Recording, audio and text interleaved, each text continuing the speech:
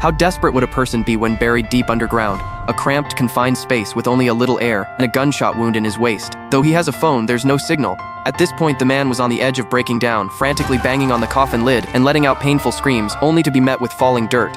But then, to his surprise, as the dirt continued to fall, the phone suddenly had a signal. He immediately called for rescue. The firefighters responded quickly, but the man didn't know exactly where he was. Based on the phone's location, the firefighters could only find an approximate area. Searching for the buried man in the forest was like looking for a needle in a haystack.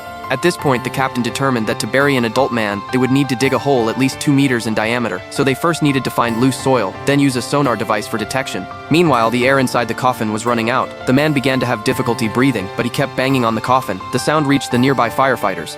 The team immediately rushed over and the rest of the crew quickly followed to help. With everyone working together, they soon reached the coffin. The unlucky but fortunate man was finally pulled out, and after a check by the firefighters, he slowly began to calm down. But I'm